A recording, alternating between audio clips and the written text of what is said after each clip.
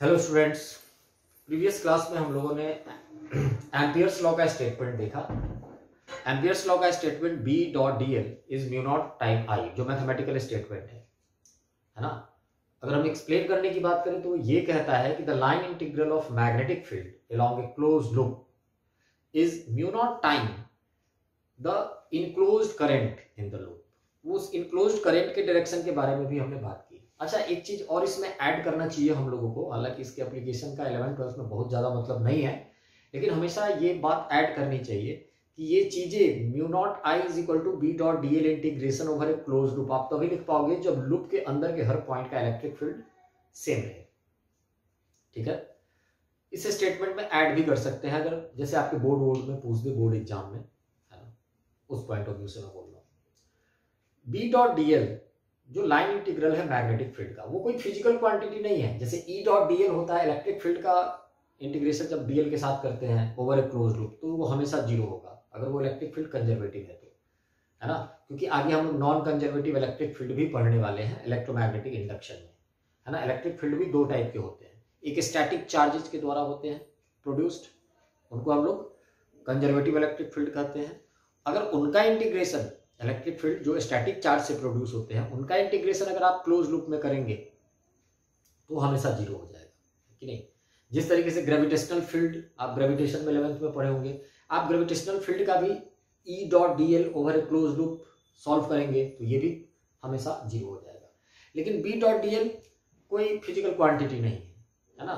B dot DL चूंकि इसका एक लॉजिक, एक रीजन ये भी है कि मैग्नेटिक फील्ड और मैग्नेटिक फोर्स बिल्कुल अलग अलग डायरेक्शन में होते हैं, लेकिन इलेक्ट्रिक फील्ड ग्रेविटेशनल फील्ड और इलेक्ट्रिक फोर्स ग्रेविटेशनल फोर्स वो सेम डायरेक्शन में होते हैं या अपोजिट में होते हैं। अगर हम इलेक्ट्रोस्टैटिक्स में बात करें तो ग्रेविटेशन में तो जिधर फील्ड उधर ही फोर्स होता है, लेकिन मैग्नेटिक फील्ड जिधर होता है उधर मैग्नेटिक फोर्स नहीं होता है। आपने देखा भी है QV क्रॉस B, है ना। तो बहुत सारे रीजन्स है जिसको आप कोई पूछे तो आप बता सकते हो। खैर, ऐसा रीजन हम लोगों के नीट और JEE पॉइंट ऑफ व्यू से बहुत ज्यादा इंपॉर्टेंट नहीं है। हम लोगों को एम्पियर्स लॉ का जो स्टेटमेंट है B डॉट DL, है ना, is equal to mu not time I, उसके एप्लीकेशन की बात करनी है कि बात कहां कहां इसका एप्लीकेशन है। तो एप्लीकेशन करते वक्त राइट हैंड वाला रूल जो है, जो लूप है उस लूप के लॉन्ग हम चलते हैं। लूप के लॉन्ग चलने से थंब का जो डायरेक्शन होगा, मतलब B डॉट DL कैलकुलेट करते वक्त आप जिस सेंस में लूप में चलते हो उस सेंस में अगर आप इंटीग्रेशन करो, है ना, राइट हैंड के चारों उंगलियों को कर्ल करो, तो जो थंब का डायरेक्शन होता है that is the direction of positive current, है कि नहीं। अगर कोई करंट उससे अपोजिट डायरेक्शन में जा रहा है तो आप उस करंट को नेगेटिव ले लेते हो। ऑलराइट, अब एप्लीकेशन की बात आती है। सबसे पहले एप्लीकेशन ऑफ एम्पियर्स लॉ में पहला एप्लीकेशन है ना, ये एक इनफाइनाइट वायर है जिसमें करंट I जा रहा है, पता है ना। इसकी वजह से हम लोग R डिस्टेंस पे फील्ड निकाले भी हैं, जैसे फिनिट वायर θ1 θ2 वाला formula mu not I by 4 pi R sine θ1 plus sine θ2, है ना। ध्यान रखेंगे यहाँ पे θ1 ऊपर और θ2 नीचे एंगल बनता था, तो उसी में θ1 tends to 90 and θ2 tends to 90 हो जाता था, तो वो इनफाइनाइट वायर हो जाता था। फिर θ1 टेंड्स टू 90 और θ2 जीरो हो जाता था, तो वो सेमी इनफाइनाइट वायर हो जाता था। ये तो हम लोग बैट-शॉर्ट लॉ में पढ़ा था हम लोगों ने, लेकिन एम्पियर्स लॉ में भी इसका एप्लीकेशन हम लोग कर सकते हैं बशर्ते ये इनफाइनाइट वायर हो, क्योंकि इनफाइनाइट वायर हो जाने से, है ना, एक प्रॉब्लम सॉल्व हो जाएगा हम लोगों का। क्योंकि प्रॉब्लम क्या है, तो प्रॉब्लम ये है कि हमें इस स्टेटमेंट को सॉल्व करना है B dot DL is equal to mu not I। इसमें कुछ ऐसा हो जाना चाहिए ये सॉल्व होके कि B कैलकुलेट हो जाए, और ये B तभी कैलकुलेट होगा जब B डॉट DL इजिली कैलकुलेटेबल हो। अगर इनफाइनाइट वायर है और इससे R डिस्टेंस पे मेरे से कोई कहता है कि आप फील्ड निकालो, मैग्नेटिक फील्ड क्या होगा, तो सबसे पहले R रेडियस का एक सर्किल मैं बना दूं, तो इस सर्किल को मैं उस लूप का दर्जा दे सकता हूं। मैं कह सकता हूं कि ये सर्किल ही हमारा लूप है, और अब इस लूप के क्रॉस मैं B डॉट DL सॉल्व करूंगा तो एक बेनिफिट मिलेगा। पता है क्या बेनिफिट मिलेगा? तो बेनिफिट ये मिलेगा कि अगर मैं राइट हैंड थंब रूल लगाता हूं तो इस सर्किल के हर पॉइंट पे टेंजेंट की तरफ मैग्नेटिक फील्ड होगा, और B डॉट DL का मतलब DL जब मैं इंटीग्रेट करूंगा B डॉट DL को, तो मैं इस लूप के क्रॉस जब चलूंगा तो मेरे चलने का डायरेक्शन भी टेंजेंट की तरफ होगा और मैग्नेटिक फील्ड भी टेंजेंट की तरफ होगा। यानी यहां जिधर B होगा उधर ही DL भी होगा। जब मैं बात करूं इधर चलने का, बी पैरेलल डीएल ही होगा, है कि नहीं। अगर मैं किस सेंस में चलूं, तो अगर मैं ऊपर से देखूं, ध्यान रखना है, इस लूप को ऊपर से देखूं और एंटी क्लॉकवाइज में चलूं, तो थंब का direction positive direction of current यानी आई पॉजिटिव हो जाएगा। क्लियर है ना। जैसे मैं ऐसे चलूं तो थंब का डायरेक्शन पॉजिटिव हो जा रहा है, और ऊपर से अगर देखेंगे तो ये वाला जो डायरेक्शन होगा ऊपर से अगर हम देखें तो एंटी क्लॉकवाइज हो जाएगा। तो B dot D L is equal to mu not time I, अगर मैं लिखता हूं यहाँ पे कैपिटल आई, जो कैपिटल आई लिया है हम लोगों ने, तो यहाँ क्या हो जाएगा, हर जगह बी। अब एक फायदा तो हो गया कि बी और डीएल पैरेलल हो गए, ये पहला बेनिफिट है। बेनिफिट की बात मैं पता है क्यों कर रहा हूं, इसलिए कर रहा हूं क्योंकि ये हर जगह आप सॉल्व ही नहीं कर पाएंगे।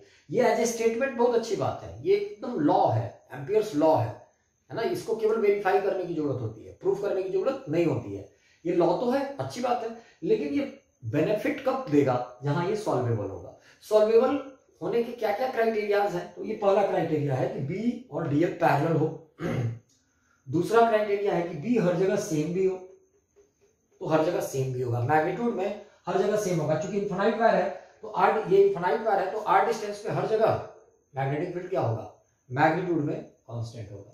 तो अब मैं इसे सॉल्व जब करूंगा तो इस बी डॉट डीएल में इसको मैं सीधे लिख सकता हूं बी डीएल, बी टेंजेंशियल, कहीं कहीं बीटी डीएल भी हम लोग लिखते हैं, बीटी डीएल, है ना। तो B DL is equal to mu not time I, है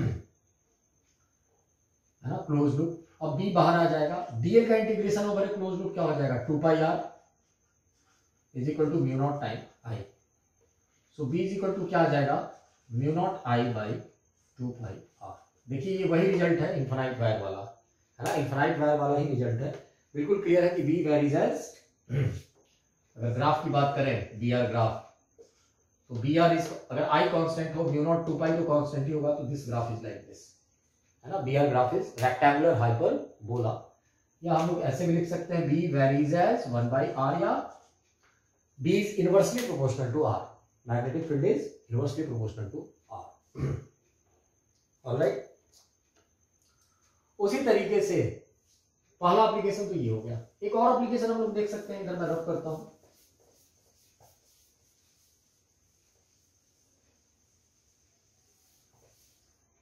इधर मैं रब करूं, अगर देखिए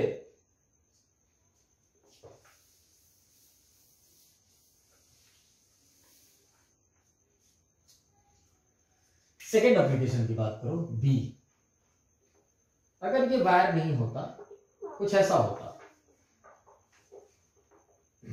जैसे ये सॉलिड कंडक्टर होता, कोई सॉलिड कंडक्टर होता है ना, ये एनसीईआरटी में है, मैं बिल्कुल एनसीईआरटी वाली बातों के ही आसपास करा रहा हूं, है ना।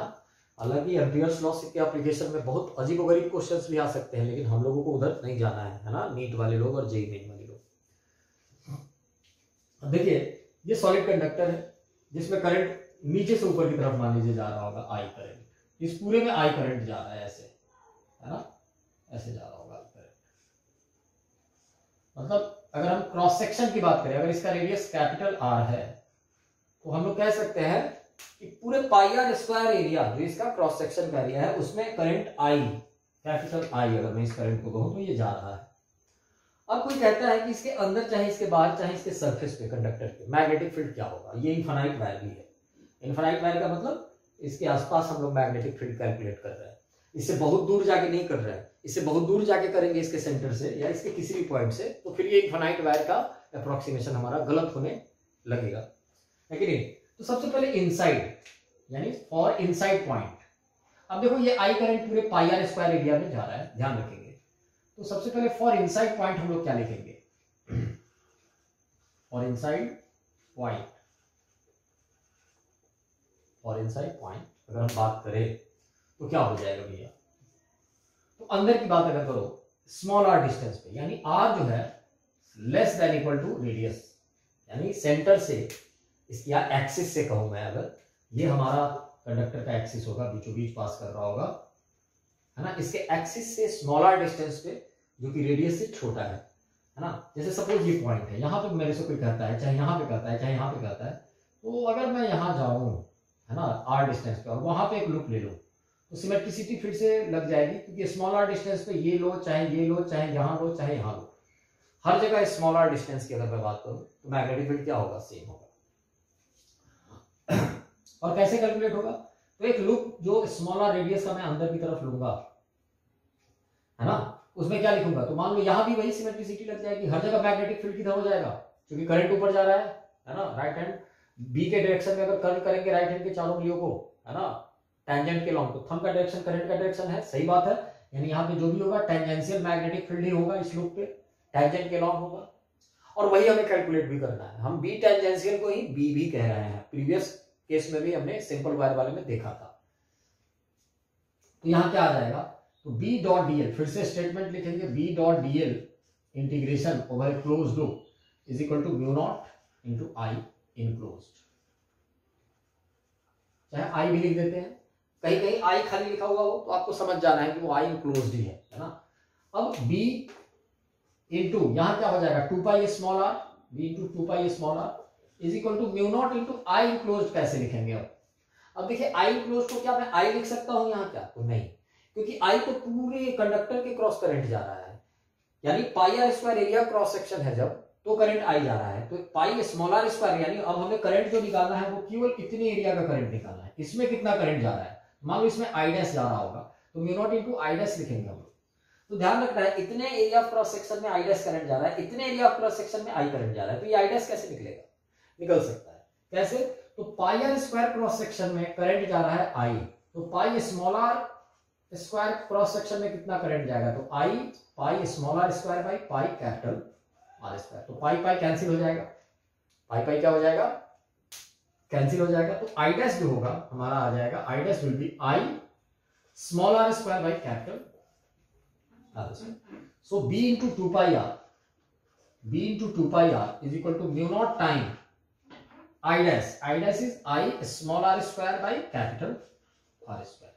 देखिए r से एक r कैंसिल आउट हो जाएगा, है ना, r से एक r कैंसिल आउट हो जाएगा, तो b इज इक्वल टू आ जाएगा mu not I by 2 pi r square I into small r, this is a constant, mu naught into I is the total current, 2 pi capital R square वो भी constant है, mu not 2 pi R square, ये I सब constant है, इससे clear हो गया कि B is directly proportional to R, यानी हम लोग लिख सकते हैं कि इनसाइड पॉइंट के लिए, है ना, किसी सॉलिड कंडक्टर जिसमें करंट एक्सिस के बिल्कुल पैरेलल जा रहा हो, वहां B वेरीज एज R हो जाएगा, B वेरीज एज R, है ना, यानी अगर ग्राफ की बात करें तो पहला पोर्शन तो आ जाएगा, BR ग्राफ यहां पे बात करें बिल्कुल ऐसे हो जाएगा, लेकिन ये कहां तक होगा, तो सरफेस तक होगा, यानी R is equal to R तक होगा, R is equal to R तक होगा।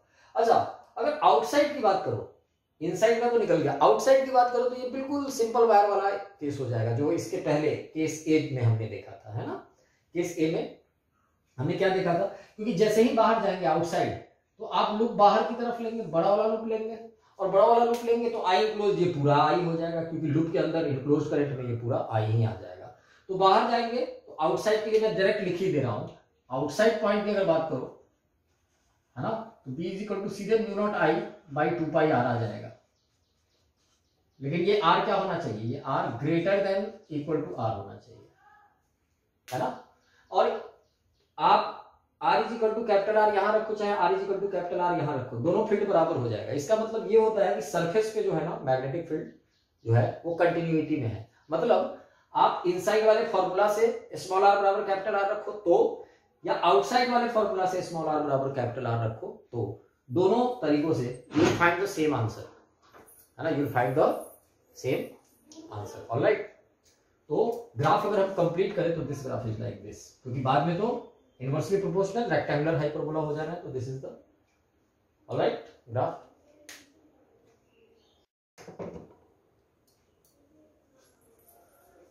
ऑलराइट,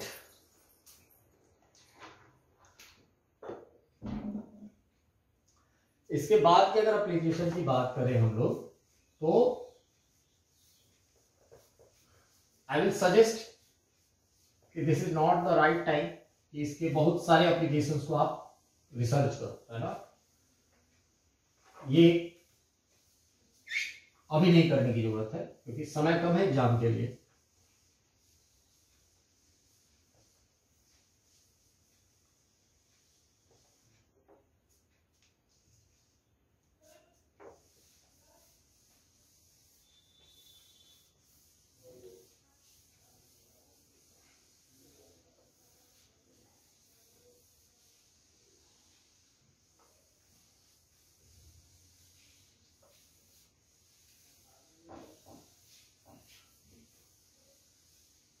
ऑलराइट, इसके एप्लीकेशन में अगर जब हम आगे बढ़ते हैं तो सोलेनॉइड और टोरॉइड भी आता है। मैं सोलेनॉइड और टोरॉइड में एप्लीकेशन में कैसे ही आता है, आपने देखा होगा एनसीईआरटी में, बोर्ड में भी 2 नंबर का एप्लीकेशन ऑफ एम्पियर्स लॉ से किसी एक स्ट्रक्चर, जैसे तो हमने बात कर ली, सोलेनॉइड और टोरॉइड भी आता है ना। 2 नंबर का क्वेश्चन आता है कि मैग्नेटिक फील्ड कैलकुलेट करें, है अब मैं सीधे फॉर्मूला लिख देता हूं सोलेनॉइड के अंदर और टोरॉइड के अंदर कैसे निकालते हैं। तो देखिए जैसे दिस इज सोलेनॉइड, ये सोलेनॉइड है ना,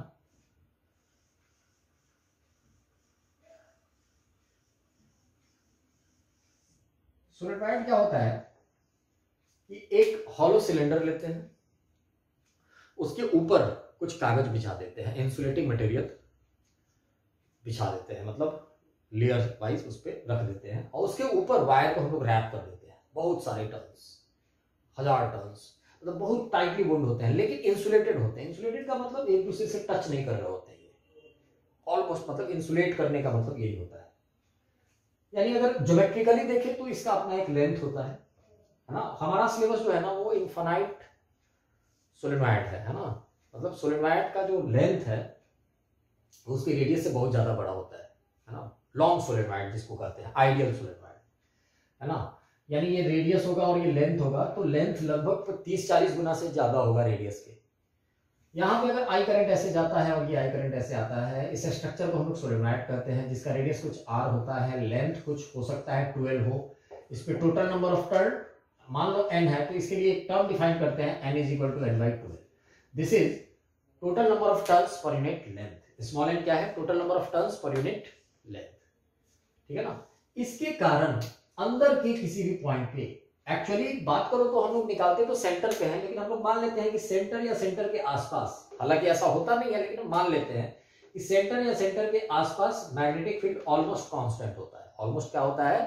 कांस्टेंट होता है। और जो मैग्नेटिक फील्ड होता है बी इनसाइड, मैं सीधे बी इनसाइड का ही हम लोग फॉर्मूला लिखते हैं, हालांकि ये इनसाइड मैग्नेटिक फील्ड कांस्टेंट नहीं होता है, मैं रिपीट कर रहा हूं, लेकिन जब तक कुछ मेंशन ना हो हम लोग आपको अंदर का मैग्नेटिक फील्ड सीधे ले लेना है, म्यू नॉट एन आई अंदर में। जब एज पे बात करो तो एज पे हो जाता है mu not N I by 2। ये मैं अपने तरफ से बता दे रहा हूं, हालांकि ये कभी नहीं आएगा एग्जाम में, ठीक है ना, mu not N I by, लेकिन इसका एप्लीकेशन आएगा B inside mu not N I. Mu naught क्या है? तो परमिएबिलिटी ऑफ फ्री स्पेस है ना, 4 पाई × 10⁻⁻⁷ ऐसा यूनिट में। स्मॉल एन क्या है? तो small N is the number of turns per unit length, और आई इज द करंट जो सोलेनॉइड में जा रहा है। अब देखिए ये अगर इस मैग्नेटिक फील्ड की बात करूं तो ये मैग्नेटिक फील्ड बिल्कुल हॉरिजॉन्टल में मिलेगा, मतलब सीधे मिलेगा। अगर मैग्नेटिक फील्ड लाइंस ड्रॉ करते हैं तो ये ऑलमोस्ट ऐसा मिलेगा, ऐसा है ना। मैग्नेटिक फील्ड लाइंस भी एक दूसरे को इंटरसेक्ट नहीं करते हैं, बिल्कुल वो एनालॉजी यहां चलेगा। मैग्नेटिक फील्ड लाइंस हमेशा क्लोज लूप बनाते हैं, electric field lines close loop नहीं बनाते हैं। ये छोटी छोटी बातें थ्योरेटिकली मैं बोल दूंगा, अभी आगे आने वाला चैप्टर भी वही है, मैग्नेट जो हम लोग पढ़ेंगे, ठीक है ना। तो B inside mu not N I. दूसरी बात, ये फील्ड हमें कैसा मिला? तो ये फील्ड हमें एक्सिस के नॉर्म मिला। अगर ऐसा ही फील्ड, ये फील्ड अगर मुझे किसी सर्कुलर है ना सेंस में चाहिए, जैसे मैं चाहता हूं कि एक पाइप हो हमारे पास सर्कुलर है ना, हॉलो पाइप हो, और उस पाइप के एलोंग, मतलब उसके पेरिफेरी के एलोंग मैग्नेटिक फील्ड चाहिए, तो मैं क्या करूंगा? तो मैं कुछ नहीं करूंगा, मैं इसी सोलेनॉइड को लूंगा और ऐसे मोड़ दूंगा, सोलेनॉइड को मोड़ दूंगा, दोनों एंड को जोड़ दूंगा, तो मिल जाएगा मुझे टोरॉइड। क्या मिल जाएगा? टोरॉइड। तो ये तो सोलेनॉइड का फॉर्मूला हो गया, अंदर में mu not N I, toroid में क्या हो जाएगा? तो दिस इज द टोरॉइड। ये ऐसा होता है टोरॉइड हमारा, है ना। उसमें अगर बात करो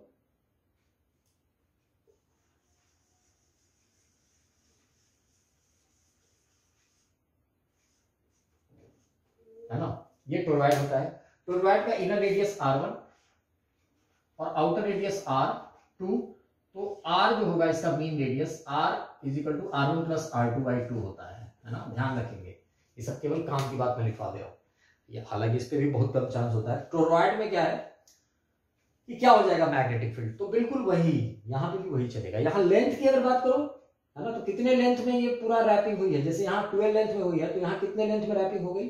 तो 2πr लेंथ में, है ना, क्योंकि ये पूरा का पूरा ना टोरॉइड हो गया 2πr। लेकिन r1 लेंगे कि r2 लेंगे? तो ना r1 लेंगे ना ही r2 लेंगे। जब इनर और आउटर रेडियस ऑफ टोरॉइड दे दे तो r जो होता है यहाँ पे L जो ये जो 12 का काम यहाँ कर रहा था वो 12 का काम अब करेगा 2 पाई r, और टोटल नंबर ऑफ टर्न अगर n है ना, तो यहाँ म्यू नॉट एन आई क्या हो जाएगा, यहाँ भी इनसाइड अगर बोलो टोरॉइड के अंदर इधर की तरफ जो मैग्नेटिक फील्ड मिलेगा हम लोगों को, है ना, अंदर में बिल्कुल हॉलो पार्ट के अंदर जो मैग्नेटिक फील्ड मिलेगा वो कितना मिलेगा, तो म्यू नॉट, है ना, स्मॉल एन इंटू आई। लेकिन ये स्मॉल एन कितना है, ये स्मॉल एन यहाँ कितना था n/12, ये स्मॉल एन यहाँ कितना हो जाएगा, तो ये हो जाएगा mu naught capital N I by, यहाँ पे n/12 था, यहाँ 12 को किससे रिप्लेस करेंगे 2 पाई r से, तो बाई 2 पाई r। लेकिन ये r कौन सा लेंगे, this r is r1 plus r2 by 2, inner radius plus r2 मतलब इनर और आउटर रेडियस का अरिथमेटिक मीन, इनर और आउटर रेडियस का अरिथमेटिक मीन। तो this is solenoid, this is toroid, ठीक है ना। सोलेनॉइड के कारण जो भी फील्ड होता है वो किधर की तरफ होता है, अंदर में होता है, कांस्टेंट होता है जब तक कुछ मेंशन ना हो। और डायरेक्शन की अगर बात करो तो बस यहाँ पे एक टेक्निक लगाते हैं कि मान लीजिए आप इधर से देख रहे हैं, है ना, और करंट आपको कैसे दिखे, तो करंट आपको दिखे एंटी क्लॉकवाइज, मतलब ये सोलेनॉइड है, इस सोलेनॉइड को मैं इस साइड से, मतलब अगर आप देख रहे हो तो राइट साइड से देखो इधर की तरफ, और करंट मुझे एंटी क्लॉकवाइज दिख जाए, तो एंटी क्लॉकवाइज सेंस में राइट हैंड के चारों व्यू को अगर कर्ल करें तो थंब का डायरेक्शन जो होगा, है ना, वो मैग्नेटिक फील्ड का डायरेक्शन हो जाएगा। मतलब सोलेनॉइड के अंदर चाहे बाहर अगर हम बात करें तो थंब के तरफ यानी हमारी तरफ क्या हो जाएगा, मैग्नेटिक फील्ड हो जाएगा। यही चीज हम अगर जस्ट अपोजिट होगा तो अपोजिट में मैग्नेटिक फील्ड हो जाएगा। यानी इधर से देखने पे अगर एंटी क्लॉकवाइज दिख जाए करंट, क्या दिख जाए एंटी क्लॉकवाइज, तो मैग्नेटिक फील्ड इधर की तरफ होगा, यानी यहाँ भी इधर की तरफ होगा, यानी यहाँ भी इधर की तरफ होगा, यानी यहाँ भी इधर की तरफ, इधर भी देखेंगे तो इधर की ही तरफ होगा अगर इधर से देखने पे एंटी क्लॉकवाइज दिख जाए, लेकिन क्लॉकवाइज दिख जाए तो इधर की तरफ हो जाएगा मैग्नेटिक, ठीक है ना। जब तक कुछ मेंशन ना हो, आई रिपीट अगेन, है ना, सोलेनॉइड के अंदर हम लोग मैग्नेटिक फील्ड क्या लेंगे, कांस्टेंट लेंगे।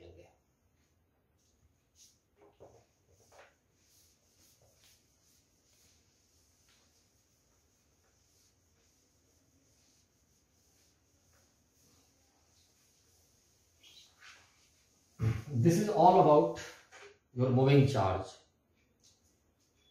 and magnetism chapter. NCERT point of view से बात करें, हालांकि इस चैप्टर में ही मैं मैग्नेटिज्म एंड मैटर को भी मिला के हम लोग पढ़ सकते हैं इसी चैप्टर में। जैसे एक मैग्नेटिज्म लिख करके एक चैप्टर बोल करके एनसीईआरटी के मुताबिक 2 चैप्टर को हम लोग पढ़ सकते हैं, लेकिन मैं अलग अलग चल रहा हूं, है ना। मूविंग चार्ज एंड मैग्नेटिज्म की बात करो तो Biot Savart law, motion of charge particle, Ampere's law, इन सब के एप्लीकेशन खत्म। अब हमारा एक नया चैप्टर स्टार्ट होगा, ठीक है ना, जिसको हम मैग्नेटिज्म एंड मैटर कह सकते हैं। क्या कह सकते हैं, मैग्नेटिज्म। लेकिन इस मैग्नेटिज्म एंड मैटर में हम लोग मूविंग चार्ज की भी बहुत सारी चीजों को एक्सप्लेन करेंगे, क्योंकि दोनों एसोसिएटेड है, रिलेटेड है। मैग्नेटिज्म, मैग्नेटिज्म एंड मैटर, ये बहुत छोटा चैप्टर है, लेकिन कुछ पार्ट को हम थोड़ा सा इलैबोरेट करेंगे, पुराने वाले पार्ट्स को अभी जो पढ़े हैं इसके प्रीवियस, उसको समझने के लिए, है ना। Magnetism and matter, magnetism and matter का मतलब क्या है। अब सबसे पहले हम लोग देखेंगे यहाँ पे इस चैप्टर को ढंग से पढ़ने से पहले मैग्नेट क्या है पहले ये देखेंगे हम, है ना। मैग्नेट यानी मैग्नेटिक डाइपोल, मैग्नेट का दूसरा नाम है मैग्नेटिक डाइपोल। जिस तरीके से हम इलेक्ट्रिक डाइपोल पढ़ते थे वैसे ही मैग्नेटिक डाइपोल नाम की भी चीज होती है।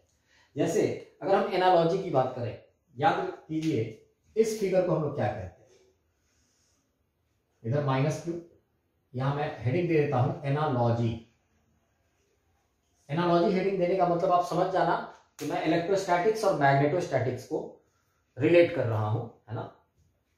अगर किसी को इलेक्ट्रोस्टैटिक्स के टॉपिक्स पे कमांड है तो मैग्नेटोस्टैटिक्स के बहुत सारे सवालों का जवाब दे सकता है। एक दिन मैंने लेक्चर में बोला भी था, लेकिन कैसे दे पाएगा वो जवाब, किन बातों का ख्याल रखना पड़ेगा, उन्हीं चीजों को अभी हम डिस्कस करने जा रहे हैं। -q + q, आप याद करो इन दोनों के बीच का डिस्टेंस 2a या 2l अगर होता था तो आप तुरंत इस स्ट्रक्चर को क्या कहते थे, डाइपोल। इसे क्या कहते थे आप, इलेक्ट्रिक डाइपोल या सिंपल डाइपोल बोल देते थे। उसी तरीके से, है ना, ये तो इलेक्ट्रोस्टैटिक्स की बात हो गई, इलेक्ट्रोस्टैटिक्स की बात हो गई।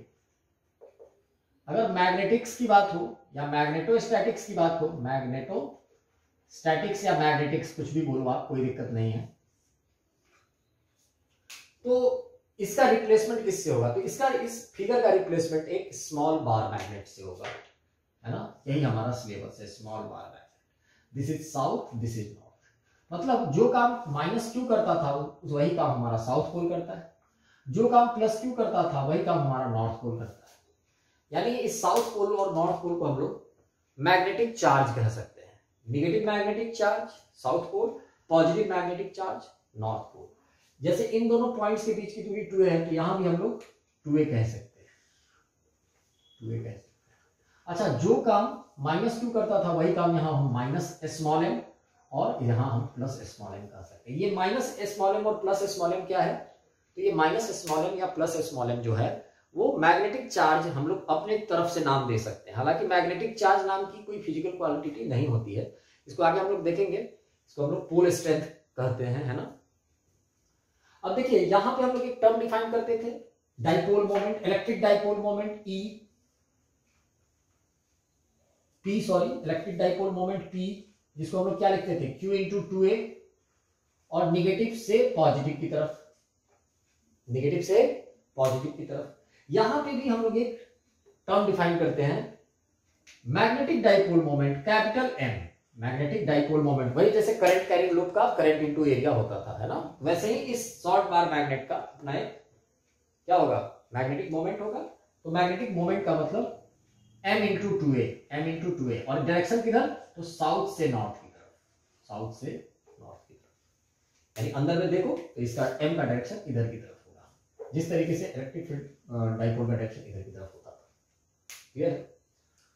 उसी तरीके से अब देखिए, गौर कीजिए, रिप्लेसमेंट हम लोग देख रहे हैं। बिल्कुल इधर जो काम, अगर रिप्लेसमेंट की बात करें तो इधर जो काम 1/4 पाई एप्सिलॉन नॉट करता था, अब एक रिप्लेसमेंट तो और दिख गया ना।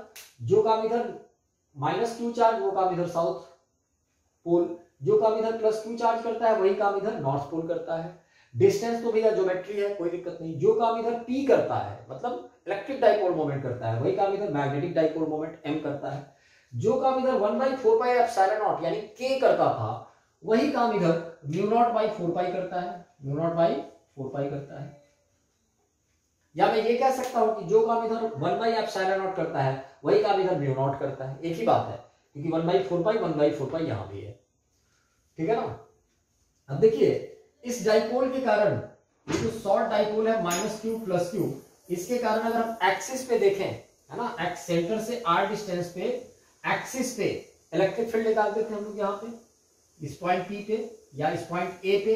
तो E एट A क्या होता था? तो E एट A होता था 2kp by r cube, 2kp by r cube होता था सेंटर से r डिस्टेंस पे अगर हम देखें, यानी ये होता था 2 into 1/4 pi epsilon naught into P by r cube.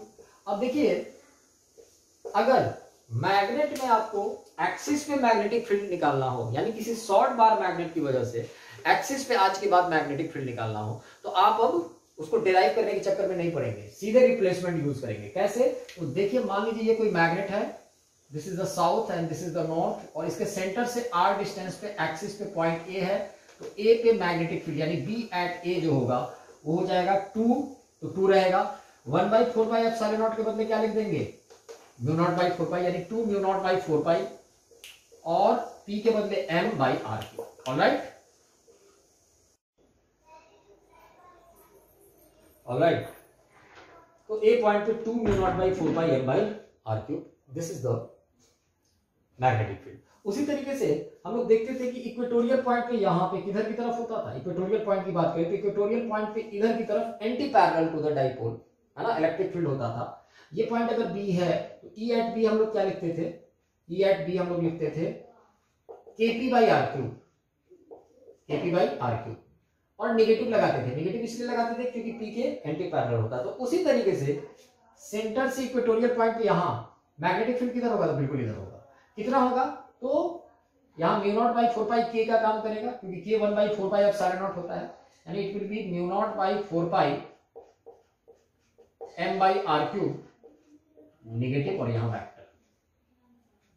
समझ में आ रही बात, है ना। तो सारे एनालॉजी यहाँ लग जाएंगे।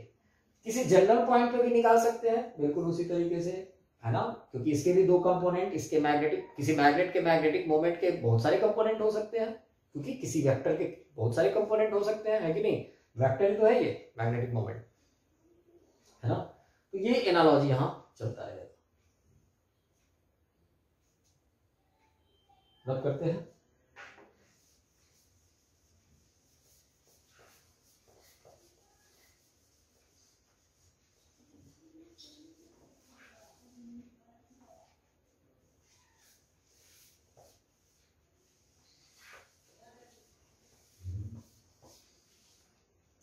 एनालॉजी में अगर हम आगे बढ़े, एनालॉजी में अगर हम आगे बढ़े तो हम लोग देखते थे एक्सटर्नल इलेक्ट्रिक फील्ड में, एक्सटर्नल इलेक्ट्रिक फील्ड में अगर किसी डाइपोल को रख दिया जाए -q + q, है ना, जिसके बीच का डिस्टेंस अपना 2a है, अच्छी बात है। बिल्कुल उसी तरीके से एक्सटर्नल मैग्नेटिक फील्ड में ध्यान रखेंगे, जिस तरीके से एक्सटर्नल इलेक्ट्रिक फील्ड में यहां बोल रहा हूं, यहां मैं बोल रहा हूं एक्सटर्नल मैग्नेटिक फील्ड, यानी किसी और का मैग्नेटिक फील्ड हो और उसमें हमारा एक शॉर्ट बार मैग्नेट हो, ये साउथ हो ये नॉर्थ हो, दोनों के बीच का डिस्टेंस 2a हो और ये एंगल हमारा एक्सिस पे, ये एंगल थीटा हो, तो ये भी एंगल थीटा, बिल्कुल एनालॉजी सेम करने के लिए। तो इस पे हम लोग बोलते थे ना नेट फोर्स 0, तो यहां भी हम लोग बोलेंगे net force on the magnet is 0, यानी किसी बार मैग्नेट को कांस्टेंट मैग्नेटिक फील्ड में रख दिया जाए तो उस पे नेट फोर्स 0 होता है, ठीक है। लेकिन नेट टॉर्क लग सकता है अगर किसी पर्टिकुलर ओरिएंटेशन को छोड़ के, दो जैसे θ0 या θ180 को छोड़ के बाकी किसी ओरिएंटेशन में अगर ये मैग्नेट आ जाए, चाहे जैसे इलेक्ट्रिक डाइपोल इलेक्ट्रिक फील्ड में आ जाता था, है ना, नेट टॉर्क भी लगता था। यहां जैसे हम लोग बोलते हैं नेट फोर्स 0, F net 0, यहां भी बोलेंगे नेट फोर्स 0। कैसे? तो हम लोग क्या कहते थे, पॉजिटिव चार्ज पे इधर की तरफ फोर्स इलेक्ट्रिक फील्ड की तरफ और नेगेटिव चार्ज पे इलेक्ट्रिक फील्ड के अपोजिट फोर्स QE इधर, QE इधर। उसी तरीके से हम लोग क्या बोलेंगे, तो ये है +m और ये है -m साउथ, तो इस पे MB इधर और इस पे -MB इधर, दोनों कैंसिल हो, ठीक है ना। उसी तरीके से टॉर्क क्या बोलते थे, नेट टॉर्क यहां क्या होता था, यहां नेट टॉर्क होता था P × E, याद कीजिए। तो यहां पे नेट टॉर्क क्या हो जाएगा, तो यहां टॉर्क हो जाएगा M × B। देखिए हम लोग पढ़े भी हैं अभी प्रीवियस लेक्चर में, है ना, किसी करंट कैरिंग लूप को रख देते थे एक्सटर्नल मैग्नेटिक फील्ड में तो उस पे टॉर्क लग जाता था M × B, नेट फोर्स तो उस पे 0 होता था लेकिन टॉर्क लग जाता था, है कि नहीं। उसी तरीके से पोटेंशियल एनर्जी की हम बात करते थे, U क्या होता था, तो -P.E, किसी ओरिएंटेशन में, किसी पर्टिकुलर ओरिएंटेशन में इस इलेक्ट्रिक डाइपोल के पास एक पोटेंशियल एनर्जी होता था। वही लॉजिक अगर हम इधर लगाए तो पोटेंशियल एनर्जी U = क्या हो जाएगा, तो -m.B, मैग्नेटिक मोमेंट और मैग्नेटिक फील्ड का डॉट प्रोडक्ट और माइनस लगा देंगे हम लोग। अरे बात समझ में, तो -P.E -m.B, torque M × B, है ना, टॉर्क P × E, क्लियर है। तो ऐसे एनालॉजी, जिस तरीके से यहां भी हम लोग कहते थे कि किसी पर्टिकुलर θ1 से θ2 ले जाने में आपको वर्क डन करना पड़ेगा, जैसे θ1 ओरिएंटेशन से θ2 ओरिएंटेशन ले जाने में यहां वर्क डन बाय एजेंट क्या होता था, तो यहां होता था P cos θ1 - cos θ2। ध्यान रखेंगे यहां पहले θ1 बाद में θ2 क्यों आता है, जबकि θ1 से θ2 ले जा रहे हैं, final orientation is θ2, initial orientation is θ1, but still work done is P cos θ1 - cos θ2 क्यों आ रहा है, क्योंकि पहले यहां नेगेटिव लगा हुआ है। यहां भी इस बार मैग्नेट को भी θ1 ओरिएंटेशन से θ2 ओरिएंटेशन में ले जाने के लिए वर्क डन बाय एजेंट क्या हो जाएगा, तो MB cos θ1 - cos θ2। क्यों, क्योंकि यहां भी माइनस लगा हुआ है। तो ये सारे एनालॉजी के हमारे पॉइंट्स हैं, ध्यान रखेंगे। जब कभी भी बार मैग्नेट से रिलेटेड क्वेश्चंस पूछे जाए तो हम लोग ऐसे प्रोसीड कर सकते हैं जैसे हम लोग इलेक्ट्रिक डाइपोल में काम करते थे, ठीक है ना। ऑलराइट,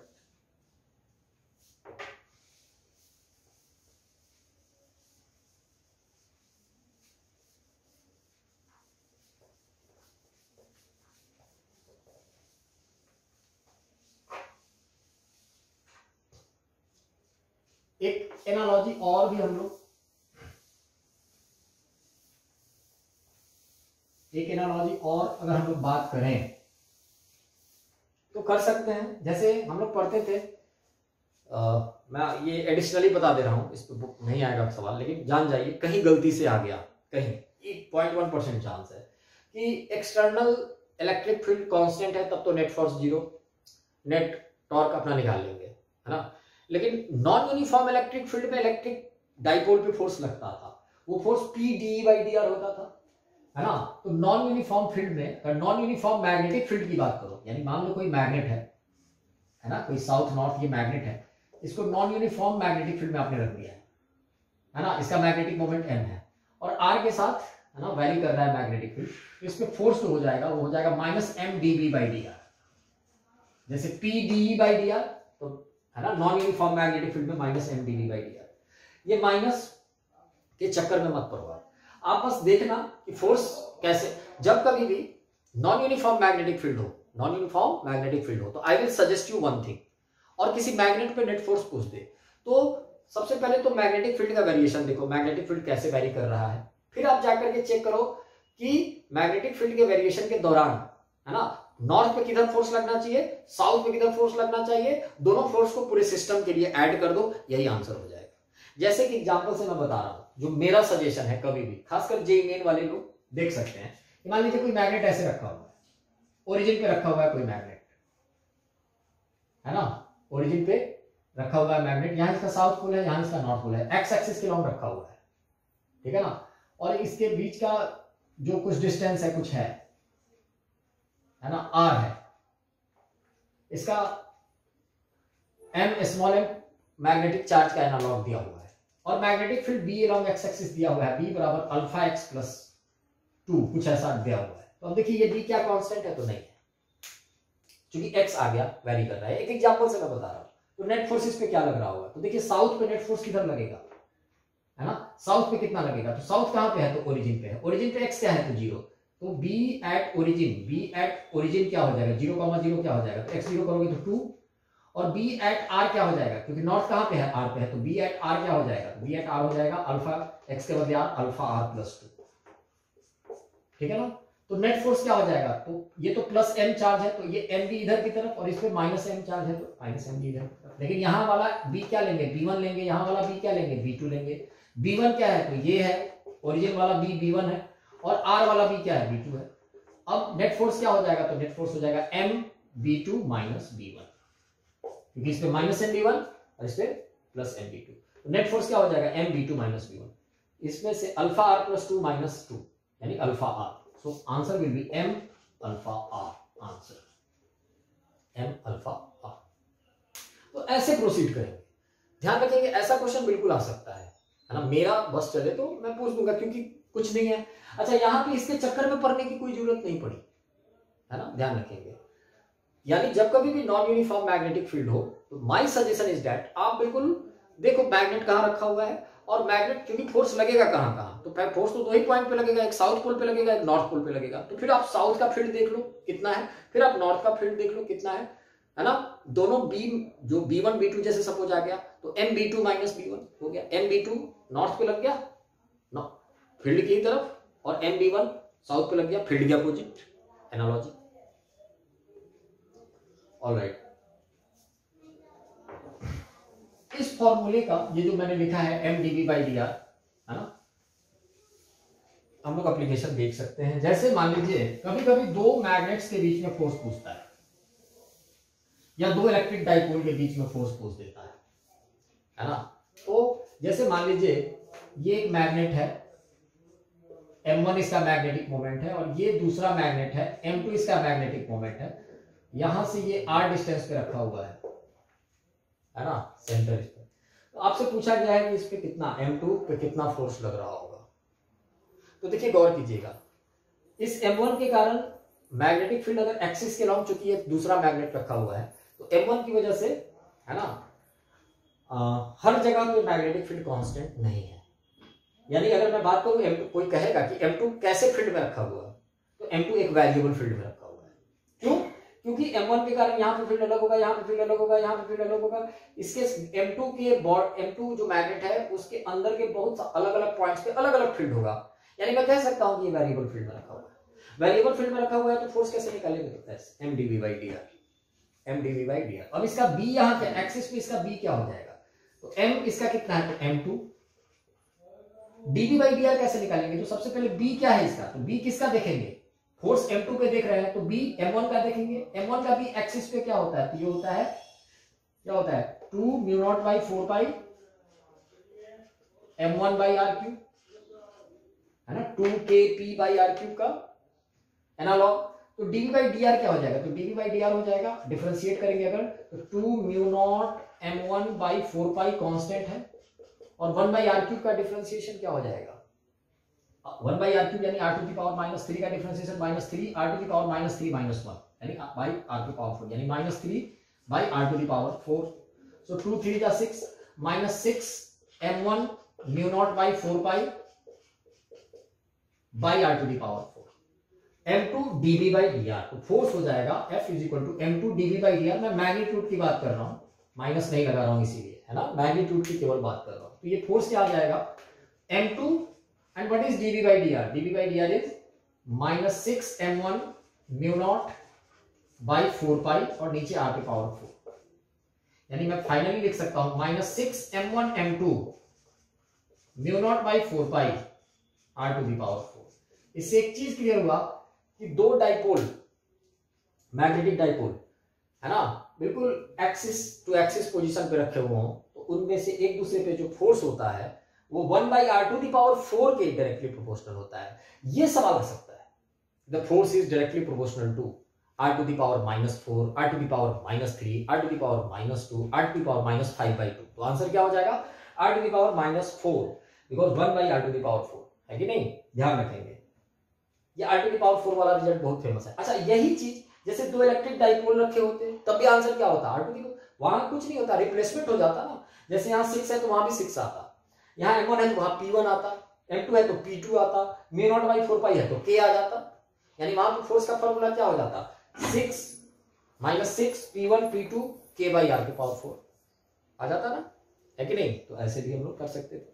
उसी तरीके से आई सजेस्ट यू, आप इस क्वेश्चन को करना कि मान लो एक मैग्नेट m1 यहां रखा हुआ है और दूसरा मैग्नेट m2 ऐसे रखा हुआ है। अब आप फोर्स निकालना, r डिस्टेंस पे रखा हुआ है, इस ओरिएंटेशन पे आप फोर्स निकालना, देखना कि क्या कुछ ऐसा ही रिजल्ट आता है या इसमें कुछ चेंजिंग आती है। You have to check it, है ना। यानी एक मैग्नेट, ध्यान रखना है, एक मैग्नेट और दूसरा मैग्नेट एक दूसरे के परपेंडिकुलर रखे होंगे और दोनों के सेंटर के बीच का डिस्टेंस स्मॉल आ, है ना। ऑलराइट, तो जस्ट लेट अस प्रोसीड। एक बार मैग्नेट में जिस तरीके से इलेक्ट्रिक डाइपोल में ये जो -q चार्ज और +q चार्ज अलग अलग एग्जिस्ट कर सकते थे, उस तरीके से इधर नहीं होता है। मैग्नेटिक मोनोपोल डजंट एग्जिस्ट, मतलब आप किसी मैग्नेट को ब्रेक करके साउथ अलग और नॉर्थ अलग नहीं कर सकते हो, लेकिन एक डाइपोल को अलग अलग कर सकते हो। जैसे H+Cl HCl डाइपोल है, आप कोई है ऐसा मेथड जिसमें Cl- को अलग कर सकते हो। जैसे NaCl आप Na+Cl- कर सकते हो, लेकिन इधर नहीं कर सकते। आप जैसे ही किसी मैग्नेट को कट करोगे, है ना, तुरंत दो पोल डेवलप हो जाएंगे और इस प्रकार डेवलप होंगे कि दोनों अलग अलग पार्ट्स एक कंप्लीट मैग्नेट बन जाए। हाँ, वो बात अलग है कि मैग्नेटिक मोमेंट पे असर पड़ जाएगा, है कि नहीं, मैग्नेटिक मोमेंट पे असर पड़ सकता है। अब वो डिपेंड कर मैग्नेटिक मोमेंट पे इफेक्ट पड़ सकता है, पोल स्ट्रेंथ पे इफेक्ट पड़ सकता है, that is a different thing, है कि नहीं। जैसे देखिए, अच्छा एक चीज और हमेशा याद रखिएगा, ये जो हम लोग लिखते हैं कुछ चीजें जान जाइए। जैसे ये मैग्नेट है ना, इसका यहाँ साउथ है जिसको -m कहते हैं, इसका यहाँ नॉर्थ है इसको +m कहते हैं।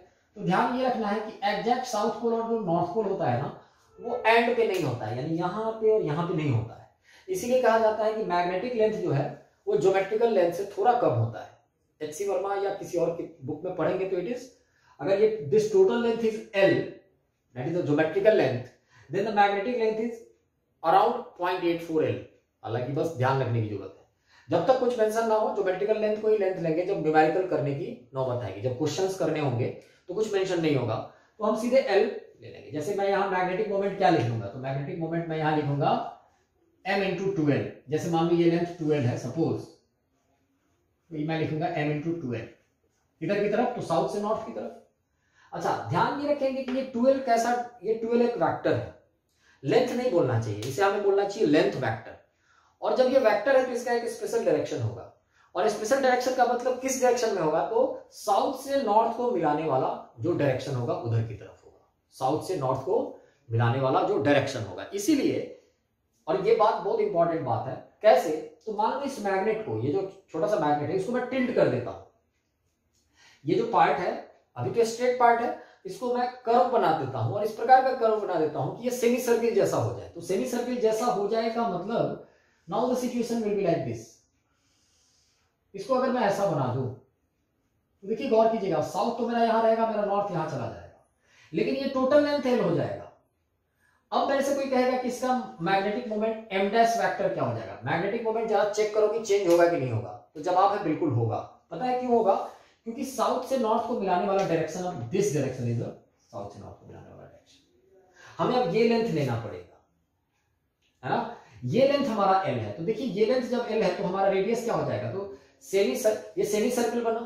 मान लीजिए इसका रेडियस आर है, इसका रेडियस आर है ना, तो ये लेंथ कितना हो जाएगा, पाई आर। तो हम लोग क्या लिखेंगे, पाई आर इज इक्वल टू 12।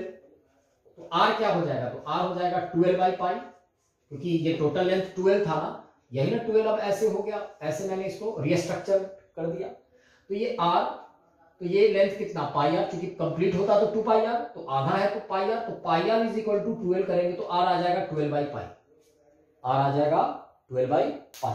अब गौर कीजिए, जब r 12 बाई पाई आया तो अब साउथ से नॉर्थ के बीच में कितनी दूरी है, 2r।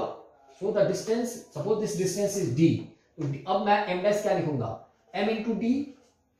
साउथ से नॉर्थ की दूरी d है तो m इंटू डी, साउथ से नॉर्थ की तरफ डायरेक्शन है, अच्छी बात है। That is m into 2r, that is m into 2 into what is r, 12 by pi into 12 by pi.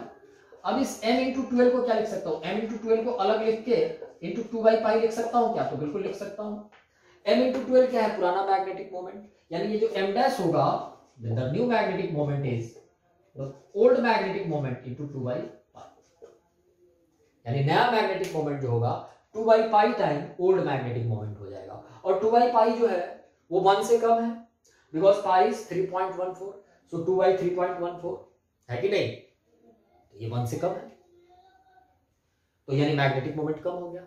उसी तरीके से किसी मैग्नेट को, यानी किसी मैग्नेट को के ज्योमेट्री के साथ अगर आपने कुछ अल्टरेशन कर दिया तो उसका मैग्नेटिक मोमेंट चेंज हो जाएगा, चेंज हो सकता है बोलना चाहिए, हमेशा नहीं होगा, चेंज हो सकता है बोलना चाहिए। कट कर दिया हो जाएगा, भी लेंथ के लॉन्ग कट कर दिया तो भी हो जाएगा, है ना। लेंथ के परपेंडिकुलर भी कट कर दिया तो भी हो जाएगा।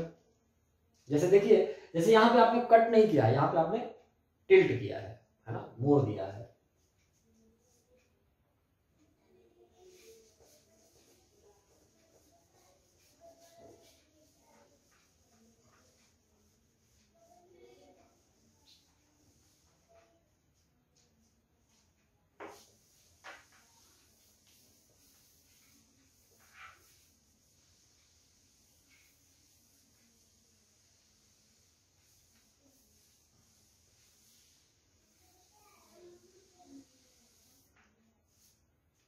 ऑलराइट, यहां देखिए, जैसे ये मैग्नेट है, this is the south, this is the north, इसको बीचों बीच कट कर दिया। मान लीजिए इसका लेंथ 12 था, इसका लेंथ कितना था, 12 था। तो अब स्ट्रक्चर कैसा होगा, तो जैसे ही कट करेंगे इस साउथ के सामने तुरंत एक नॉर्थ आ जाएगा, और इस नॉर्थ के सामने तुरंत एक साउथ आ जाएगा, यानी south north south north. Length आधा हो गया। मैग्नेटिक जो चार्ज का एनालॉग है उसमें कोई चेंजिंग नहीं आई, यानी पहले मैग्नेटिक मोमेंट अगर मैं m की बात करूं ओरिजिनल का, बड़े वाले का, तो m इंटू 12 होता था फ्रॉम साउथ टू नॉर्थ, अब हो जाएगा m इंटू l, यानी इसका m1 मैग्नेटिक मोमेंट हो जाएगा ml, क्योंकि लेंथ l हो गया आधा, है ना, और इसका भी मैग्नेटिक मोमेंट m2 हो जाएगा ml। यानी किसी मैग्नेट को लेंथ के परपेंडिकुलर बीचों बीच कट कर देने से मैग्नेटिक मोमेंट आधी हो जाती है, m इंटू 12 पहले थी, अब m इंटू l हो जाएगी, और दोनों छोटे छोटे पार्ट की मैग्नेटिक मोमेंट सेम हो जाती है। बीचों बीच कट करेंगे तब, अगर साइड में कहीं कट कर देते तो बड़े वाले पार्ट का कुछ ज्यादा हो जाता, छोटे वाले पार्ट का कुछ कम हो जाता। तो चूंकि लेंथ के परपेंडिकुलर कट करेंगे आप, तो लेंथ आधा हो जाने की वजह से मैग्नेटिक मोमेंट आधा होगा। लेकिन मान लीजिए इसी मैग्नेट को इसी बार मैग्नेट को हम लोग लेंथ के अलॉन्ग बीचों बीच कट करते हैं, तो देखिए ध्यान रखेंगे, अगर आप ऐसे कट करेंगे लेंथ के अलॉन्ग बीचों बीच, तो अब लेंथ चेंज नहीं होगा। अब तो दो पार्ट फिर से मुझे मिल जाएंगे, अच्छी बात है। एक पार्ट ऐसा कुछ मिल जाएगा और एक पार्ट ऐसा कुछ मिल जाएगा, है ना। ये दोनों पार्ट अलग अलग हो जाएंगे कट होकर के। लेकिन एल मान लीजिए पहले 12 था, मैग्नेटिक चार्ज m था, -m + m था, तो पहले मैग्नेटिक मोमेंट m × 12 था, अच्छी बात है। अब लेंथ चेंज नहीं हुआ, यानी बड़े ये दोनों पार्ट का लेंथ 12 है, लेकिन क्या चेंज हो गया, तो एक्चुअली में मैग्नेटिक चार्ज चेंज हो गया। तो मैग्नेटिक चार्ज क्या है यहां पे, क्योंकि यहां पे बहुत सारे मैं कह सकता हूं कि यहाँ पे साउथ पोल जो होगा उसका स्ट्रेंथ काफी ज्यादा होगा, आपने कट कर दिया तो साउथ पोल का स्ट्रेंथ घट गया होगा, है ना, ऐसा आप सोच सकते हैं। तो m/2 यहां हो जाएगा, -m/2 -m/2 यहां, +m/2 +m/2 यहां। अब अगर एक पार्ट का, इसकी बात करें, इसका मैग्नेटिक मोमेंट एंडस क्या हो जाएगा, तो इसका हो जाएगा m/2 × 12, 2 कैंसिल, अगेन ml यानी आधा हो गया, m × 12 से m × l हो जाना, इसका भी ml हो जाएगा, यानी मैग्नेटिक मोमेंट फिर से आधा हो गया। लेकिन इस बार किस वजह से हुआ, तो लेंथ तो उतना ही था, स्मॉल है, मैग्नेटिक चार्ज आधा हो गया, पोल स्ट्रेंथ आधा हो गया, इसलिए। तो दोनों केस में मैग्नेटिक मोमेंट क्या हुआ, आधा हुआ, हाफ हो गया। आप लेंथ के परपेंडिकुलर भी कट करो तब भी मैग्नेटिक मोमेंट हाफ हो जाएगा, लेंथ के लॉन्ग भी कट करो तब भी मैग्नेटिक मोमेंट हाफ हो जाएगा। लेकिन दोनों अलग अलग लॉजिक से हाफ हुआ, एक लेंथ कम हो जाने की वजह से हुआ है परपेंडिकुलर वाले केस में, और एक में पोल स्ट्रेंथ कम हो जाने की वजह से हुआ है, ठीक है ना। कभी कभी एक मैग्नेट के ऊपर मैग्नेट रख दिया, मान लीजिए जिससे मैग्नेट है ना, इसका साउथ इधर है, नॉर्थ इधर है, मैग्नेटिक मोमेंट m1 है, इसके ऊपर एक और मैग्नेट रख दिया, इसका भी साउथ इधर है, नॉर्थ इधर है, इसका मैग्नेटिक मोमेंट m2 है। अब इस कॉम्बिनेशन को क्या कह सकते हैं, इस कॉम्बिनेशन को एक कंपोजिट मैग्नेट बोल सकते हैं, जिसका मैग्नेटिक मोमेंट m1 + m2 है, m1 + m2 है। दोनों को ऐड क्यों कर रहे हैं पता है, क्योंकि दोनों का मैग्नेटिक मोमेंट सेम डायरेक्शन में है। लेकिन यहीं पे अपोजिट फेस को एक साथ रख देते, जैसे साउथ के साथ नॉर्थ को और नॉर्थ के साथ साउथ को रख देते, तो m1 - m2 हो सकता था, या m2 - m1 हो सकता था, है कि नहीं। ध्यान रखेंगे ऐसी ऐसी चीजों को, यानी कभी कभी एक मैग्नेट के ऊपर भी मैग्नेट हम लोग रख देते हैं, ठीक है। दूसरी बात, एक मैग्नेट के बारे में एक चीज और जाना चाहिए, ये जो बार मैग्नेट मैं बना रहा हूं, वहां पे इलेक्ट्रिक डाइपोल होता था, दोनों पॉइंट चार्ज होते थे, है ना। अगर इसका लेंथ l हो, ब्रेड्थ b हो और हाइट h हो, लेंथ l, ब्रेड्थ ये वाला है b और ये है हाइट h, तो सेंटर के अबाउट में, और इसका मास स्मॉल m0 हो, m0 दे रहा हूं, मास मैं बात कर रहा हूं, मास, है ना, m0 इसका मास हो, तो सेंट्रल एक्सिस के अबाउट में इसका मोमेंट ऑफ इनर्शिया जो होता है, तो ध्यान रखेंगे किसी भी क्यूबॉइड का जो मोमेंट ऑफ इनर्शिया होता है, सबसे पहले किस एक्सिस के अबाउट में निकालते हैं वो देखेंगे, है ना। तो यहां दो ही चीज हमें देखना है, एक तो वो एक्सिस सेंटर से पास करता है हमेशा, जब तक कुछ मेंशन ना हो, क्योंकि this is not moment of inertia chapter, लेकिन यहां पे इसका एप्लीकेशन है, क्योंकि हम लोग देखेंगे कि ये जो मैग्नेट है वो एक्सटर्नल मैग्नेटिक फील्ड में ऑक्सीलेट करता है, जिस तरीके से इलेक्ट्रिक डाइपोल ऑक्सीलेट करता है। तो उस केस में इस मैग्नेट का हम लोगों को मोमेंट ऑफ इनर्शिया निकालना पड़ेगा। तो ध्यान रखेंगे कि ये जो एक्सिस है वो इस मैग्नेट के सेंटर से पास कर रहा है, नंबर 1 बात। सेकेंड बात कि ये जो एक्सिस है वो किस फेस पे परपेंडिकुलर है, तो उस फेस को देखो, तो उस फेस की लंबाई कितनी है l, और चौड़ाई length is l and breadth is b। इसका मतलब ये कि उसके मोमेंट ऑफ इनर्शिया में इस लेंथ और इस ब्रेड्थ का ही कंट्रीब्यूशन है, इस हाइट h का कंट्रीब्यूशन नहीं है।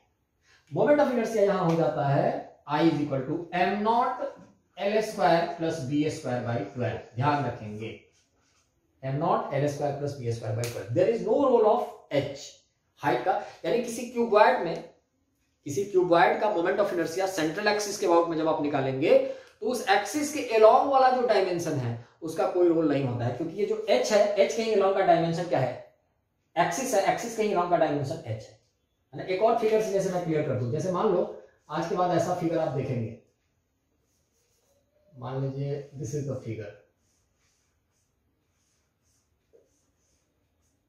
ये क्यूबॉइड है, मान लो suppose this is a cuboid, this is A, this is B, this is C, the mass is m0, और इस एक्सिस के अबाउट में मोमेंट ऑफ इनर्शिया पूछा है, तो I हो जाएगा m0। अब एक्सिस के अलोंग कौन सा डायमेंशन है, C, एक्सिस के लॉन्ग कौन सा डायमेंशन है, सी। एक्सिस के परपेंडिकुलर ए और बी है, तो हो जाएगा M naught A square plus B square by 12। ठीक है ना, सी का कोई रोल नहीं होगा।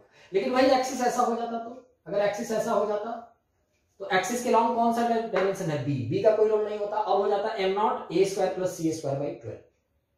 ऑलराइट, यानी एक्सिस के लॉन्ग लेंथ आ जाए तब, चाहे ब्रेड्थ आ जाए तब, चाहे हाइट आ जाए तब। अगर हाइट आ गया तो L square plus B square by 12। अगर ब्रेड्थ आ गया तो, है ना, ब्रेड्थ आ गया तो बी हट जाएगा, L square plus H square by 12। अगर लेंथ आ गया तो B square plus H square by 12, L खत्म हो जाएगा। तो वही बात है, यहाँ पे एच के लॉन्ग एक्सिस था, एच खत्म हो गया, L square plus B square by 12 आ गया। ठीक है ना, ऑलराइट। तो ये थोड़ा सा ध्यान रखेंगे मोमेंट ऑफ इनर्शिया निकालने, है कि नहीं।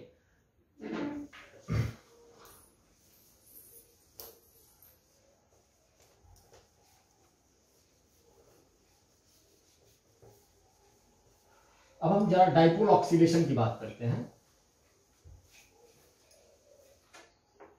Dipole oscillation,